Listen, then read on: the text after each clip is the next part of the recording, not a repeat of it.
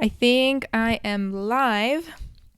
Hello and welcome to our live lesson today. It's a beautiful Saturday afternoon where I am in Budapest. Kind of beautiful. It's not raining, so it's been raining a little bit. I would like to welcome our students who are watching us today. Welcome from Interactive English. My name's Ioana, and I have an extraordinary lesson for you today. Something very exciting, I think. Hi, Cynthia. Welcome. So today we have some wonderful things to talk about. Hi, Christian.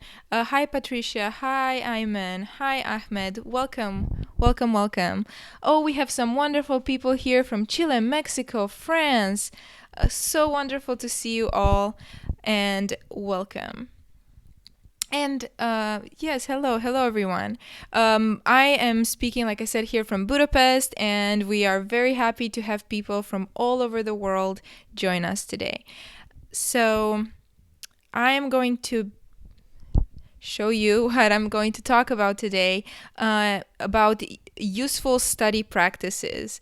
And the reason I started this lesson now, it's September. Many places have started school already, and I think especially for some of us who are seeing the seasons change and where there's fall, many times we get introspective and we think about the things we can change, the things we can add, the things we can improve. This is one of the things where we're always trying to get better at, which is studying English and just getting better at it. Or if we've been thinking about this the whole time, then even better. But it's a good time to bring it back up. So I would like to ask you, everyone who's joining us today, if you are joining us, please tell us where you're joining from and what's your name. It would be really, really nice to see where everyone is from. Well, thank you, Stephen. Okay, so let's talk about some useful study practices and what I mean by study practices. So the word practices, of course, comes from the verb to practice, but I'm not here to talk about the verb today because I think we're all very used to it. Practice English, learn English, it's to keep to do something until we get better and better. But practice as a noun is the habitual way to do something. So what I mean by habitual is I really like the word because it comes from habit. So when you build a habit, you get yourself used to a kind of learning and a kind of practice that you do all the time. So it's something that I'm going to introduce that I think you may have heard before, or if you haven't, it may be a new look at it. But I think it will help you with your practice in English. And also because I think all of these things that I'm going to talk about today work together. Wonderful. Patricia, welcome. I think you're going to have fun. It's a good lesson. We're building a wonderful community here, and welcome. The same from Aymano. Welcome from Egypt. Wonderful. So if you're just joining, please write what's your name and where you're from. Okay, so let me tell you about some of the practices that I thought about that have helped me in learning English, and then in learning a lot of other things. But I think these have also helped me teach, and a lot of my students have been very happy using these practices. Okay. So the first one, I'm sure you've seen before, and it's not new to you, but I have a twist for you. So I call it practice what you learn, but don't stop there. Of course, we all know this. When you first learn something, make sure to use it immediately. Like if you learn a new word, make sure to use it right then and there, and make sure you understand it and use it in a sentence and use it in a dialogue and use it all the time. I know we all know it, but the problem is I've seen so many students who have these long vocabulary lists and they learn them, and an hour later they don't know them anymore. So make sure that you actually practice them. Don't just learn the word. It's not going to help anyone if you just learn the word and then move on. So the first little practice is to use the word. So make sure every time you learn a new word, write it out, use a sentence, use 2 sentences, 3 sentences, and so on to remember it. And but that's not it. And I wanted to talk to you. I don't know if you've heard about spaced repetition. If you've heard about this practice, it's a method of learning, especially vocabulary. It's very useful for that. And it's a practice where when you first learn a word, you practice it a lot, immediately, like right then and there. A lot, a lot, a lot. But then you practice it the next day, and then maybe 3 days later, and then you come back to it maybe a week later, and then you don't give it up. You come back to it maybe a month later.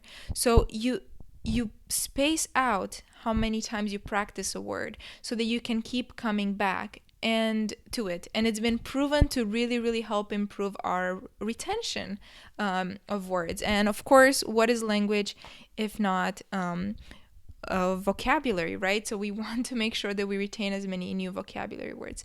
Thank you, Aredas, for writing about the what spaced repetition is. Very good. Wonderful. So I definitely suggest trying it. I've used it a lot with my students, and every time I've used it, the students have not forgotten any of the words that we learned together. Not one single word. And I might add, don't try to do it with too many words at once. It's not beneficial, but we'll talk about that a little later. So don't learn like 80 words. It's not going to help you. Okay. By the way, if you're just joining us, hello and thank you. We are talking about different study practices that you can do, and you can do these all at once to improve your English, of course. Speaking of practices, I am a huge proponent of building a daily practice. Now, I've been doing a little research on this topic on the internet, and I found some crazy advice. Some people saying like, what did I find? People are talking about, study a lot. Make sure you study like 7 hours a day or something like that. Sure, you can do that if you have the time, but I think most of us don't have that kind of time to dedicate to the language. Now, of course, if you travel to a country and do some intensive study, that will work for you. But what's realistic is that most of us have a limited amount of time when we want to perfect a skill. So if you want to improve, I think even 10 or 20 minutes every day will help, will definitely help. And what's important is not how much time you put in it, but the actual practice. That you sit down with your book and pencil and notebook, or with your computer, and there are many social media lessons now that you can take. There are different ways where you can integrate those few minutes throughout the day that I think if you make yourself sit down at the same time every day, this will be very beneficial for you. So thank you. Nice to see you from Senegal, from Malaysia, from Egypt. Welcome to our class. Today we're talking about useful study practices that I think anyone will benefit from. But especially if you don't know how to practice your English, this is a good way to start. So just a little bit. Now, the other point with having doing something for 10 to 20 minutes every day is that it's doable.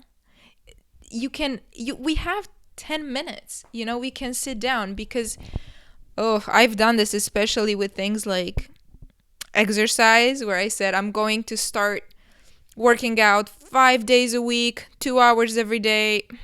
it didn't happen. So, but when I said, I'm going to try to do like 10 minutes every day, much better, much easier. The point of that is, what I wrote here is, if you don't use it, you lose it. That cannot be more true with language. I'm not sure if you've noticed, if you've ever been at a certain level in English or another language, where you were maybe very proficient, and then things happened, life happened, maybe you didn't have time anymore and you stopped practicing, and then you were trying to pick up and you forgot a lot. This has certainly happened to me in my study. When I used to be very good at Italian, and then I haven't spoken it in years now, and I almost forgot it. So if you don't speak the language every day, you are going to forget.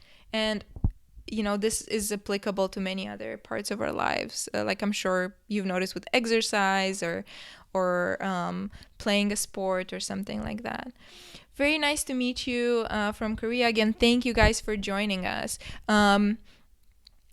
We are talking about useful study practices. And I was talking so far about practicing what you learn with spaced repetition, making sure you come back to the word again and again and again. And by building a daily practice, starting small, but doing it often so that we don't forget, because we don't want to forget. Okay, this one is one of my favorites.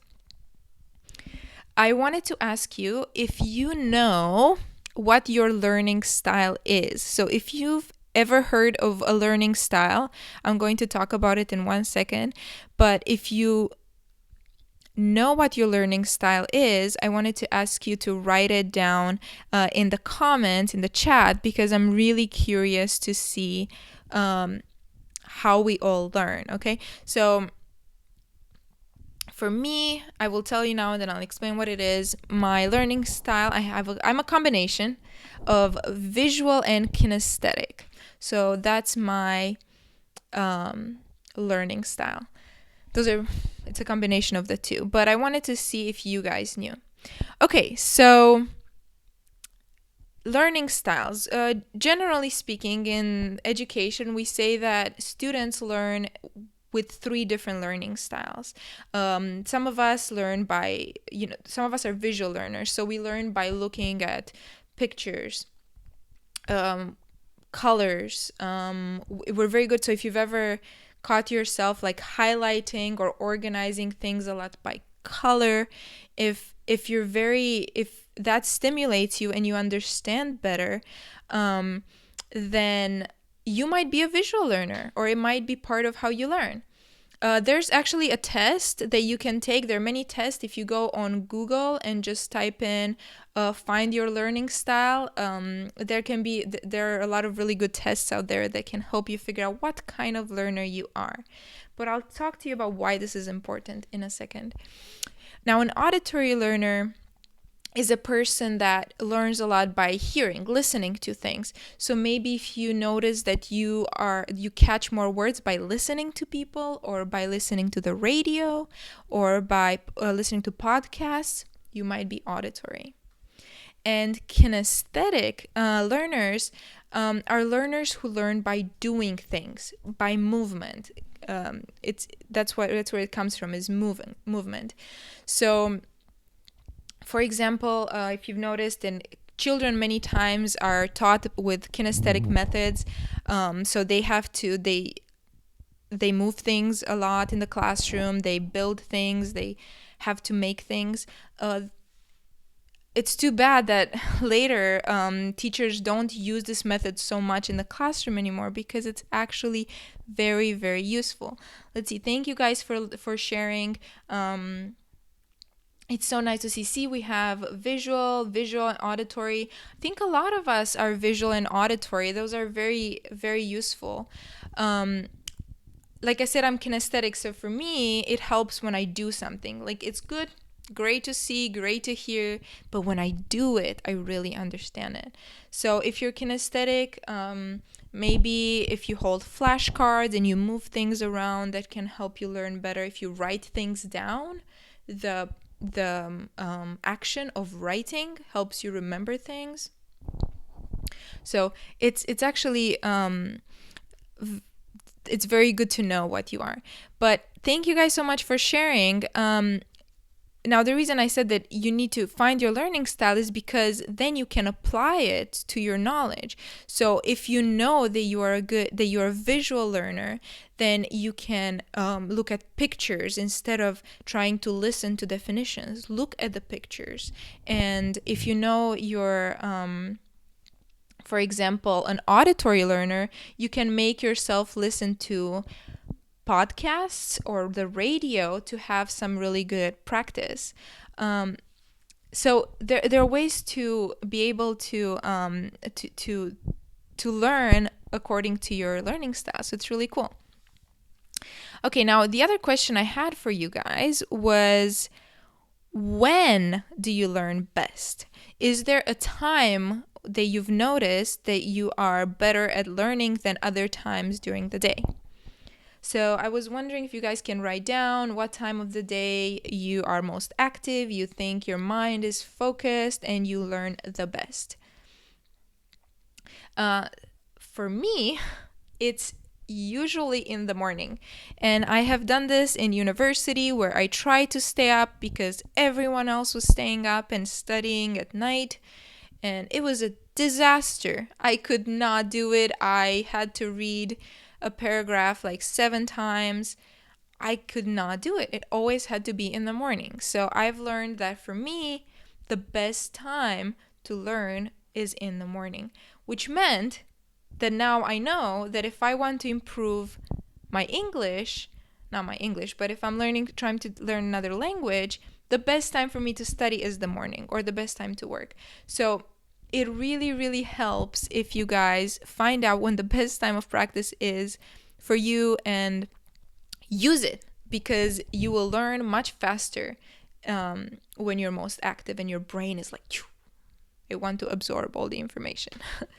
Okay, welcome everyone. I thank you guys for writing. See, some of us are doing evenings, some of us are mornings, early mornings, nights. We're all over the place. For example, Wes and I are completely different. I like to study in the morning, and he is what we call a night owl. So he is up late at night while I'm asleep. So everyone is different. Thank you again for joining us. If you're just joining us, it would be lovely to see to let us know what is your name and where you're writing to us from. And we have 2 questions so far. The first one is, if you know your learning style, please write it down. It's nice to see it. And the second question is, when do you when are you best when is the best time of day for you to practice?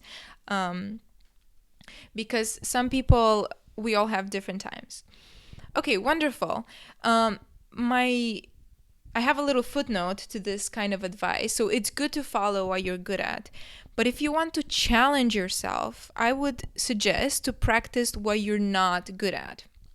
For example, I told you guys I'm a visual and kinesthetic learner.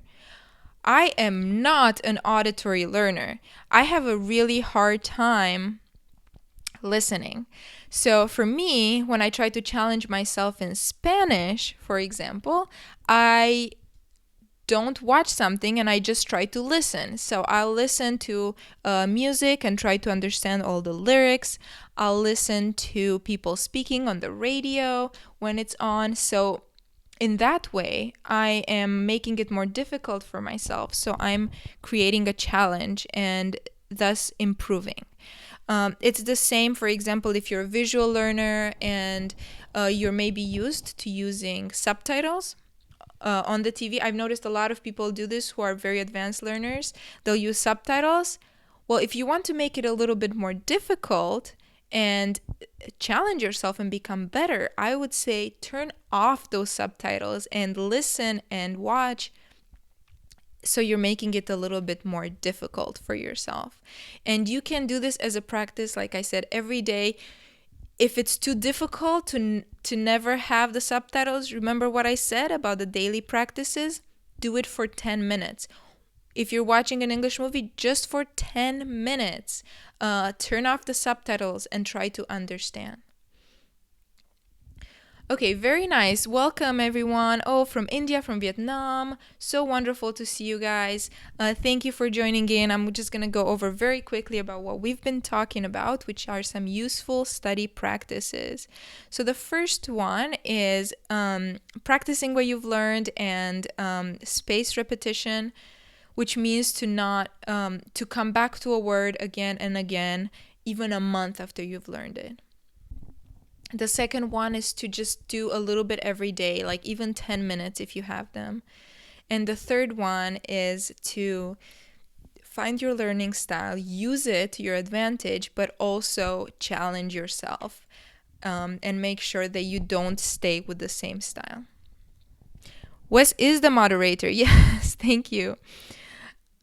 Okay, I said the other one was my favorite. Maybe it's a tie with this one because this one is to act like a child. It's such good advice. Sometimes, we're so busy with our day, with everything we do every day that we're so serious. We become very serious and we forget to act like children and to be open and to learn and be curious. So what do I mean by act like a child? Children, the way they learn languages is first, when they're babies, of course, they just listen. So they don't start speaking immediately, obviously, because of physiological, the way of biology works. But they learn by listening first and then they're speaking. So when you're first starting to learn a language, wherever you are in your practice, please listen. Make sure you listen as much as possible. And of course, you can listen to anything you want, anything that's interesting to you, but also you can choose what to listen to if things are more difficult or easy, depending on what level you're trying to listen. I would suggest for people who are intermediate and higher, TED Talks are very useful to listen to. There's a variety on different subjects, so many YouTube videos, a lot of our YouTube videos, or even doing a lesson like right now when we are talking to you. It's a live lesson. There's no transcript, but you can listen. And then, of course, practice by speaking. Speaking in the mirror, it's a great way to do it if you don't have who to talk to. And I know many of our students maybe are not enrolled in a classroom, so they don't have who to speak with. Speak with your friends who are also trying to speak English. But speaking alone in the mirror, thinking out loud, is a great way to practice.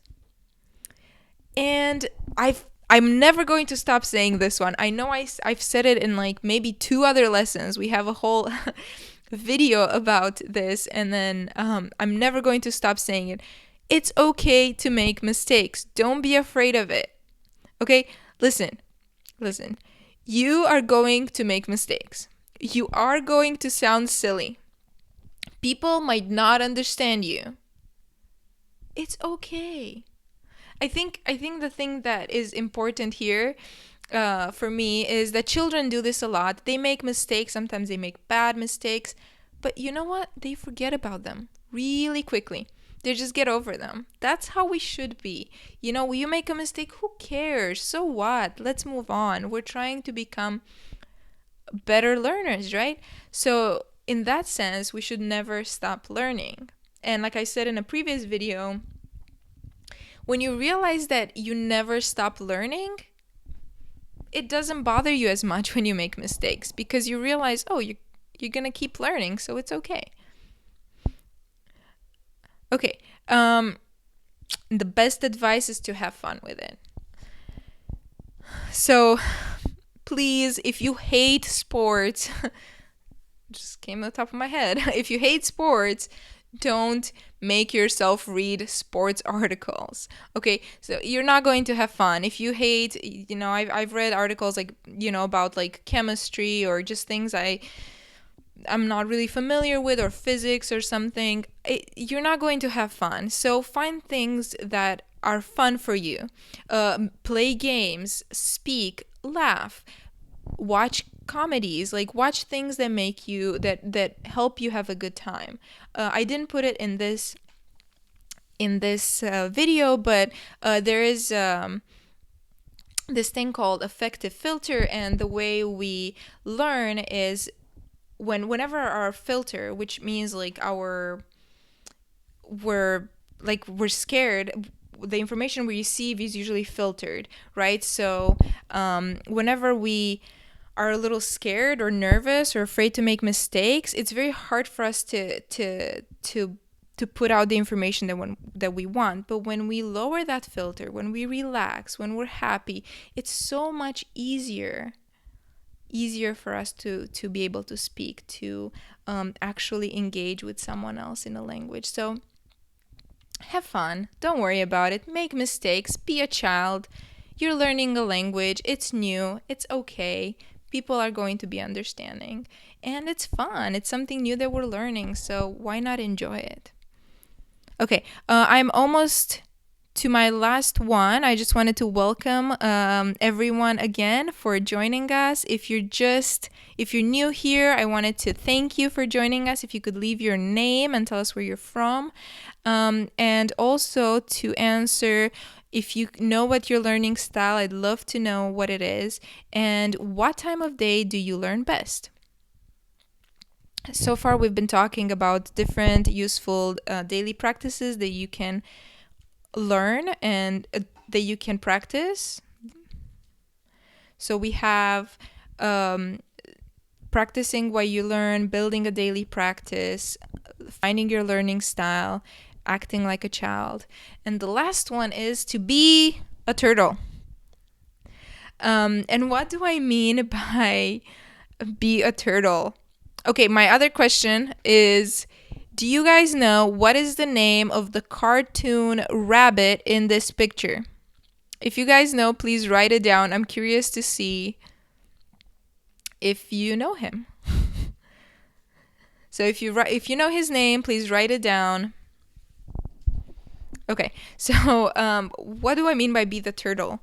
I don't know if you know this little fable. It's the story of the turtle and the rabbit, and it's this little kid's story about the turtle and the rabbit have a race, and the rabbit is of course faster than the turtle, and they both start at the same time. But the rabbit is really fast, so he halfway through his course he goes and falls asleep, and he'll think like, I'll wake up before the turtle comes. But the problem is that the rabbit stays asleep, and the turtle passes him, and in the end the turtle wins the race. Sorry if I spoiled it for you. It's a really good story because it has a really good moral. So again, if you're just joining us and you're seeing this picture, this cartoon, please write if you know the name of the cartoon character, the bunny cartoon character, or the rabbit cartoon character. Who is he? Do you know him? Is he famous? I'm curious if you guys know. Okay. So what do I mean by being the turtle? The turtle is slow, but it's steady. The turtle goes, let me see how the turtle moves slow, but it moves at a steady pace. And what I mean by that is, if you're going to keep learning, take it slow. It kind of goes with building small practices. Go slow and steady. So don't try to take on too much too quickly, because you might get burnt out and fall asleep like the poor little rabbit in the picture. So keep studying, take it little by little, and you will see improvement. But don't stop, because the turtle never stopped. The turtle always kept going. And of course, my question here is, what is the point of learning something fast if you're going to forget it? Stupid rabbit, yes. So what is the point? I've been there. I've had to, and I think we all have, when you're trying to learn something the night before an exam and you're learning everything, and you may know it for the exam, but then I don't know, 2 days later you've forgotten all the information. I think that's basically a waste of time. All the time you've wasted learning all of this if you're not going to repeat it and really make sure that you know it. Yeah, don't feel disappointed. If you feel like a turtle, it's a good thing. As you keep practicing, you are progressing, and progress is what we want. We don't want perfection. You can't be perfect at a language. Please believe me, it's impossible. Everyone makes mistakes. Native English speakers make mistakes all the time. So don't worry about being perfect. It's not going to happen. So you might as well just enjoy your progress. Okay, so this was my last useful practice. So thank you guys so much for joining us. I'm so happy. I'm so happy that you guys were able to join us. I hope that the learning practices that I've talked to you about today have been useful. I love them. I try to use them every day. In different things that I learn, not just language, because I think they're very useful and I think they really help. So I'd like to please like and share our lesson if you found it useful. Write any questions that you may have in the comments and we'll answer them, that maybe if I couldn't answer them today. And join our social media classes. We teach on Facebook, we teach on Twitter, on Instagram, on Snapchat, and we'd love to have you as our students. It's another way to practice every day. So if you want to improve, there's so many different resources, but if you want to use them, just follow us and we'll help guide you. Thank you so much, you guys. We love to hear from our students. We hope you have a wonderful Saturday. And again, it was lovely talking to everyone, and thank you. And that's all. See you next time. Goodbye.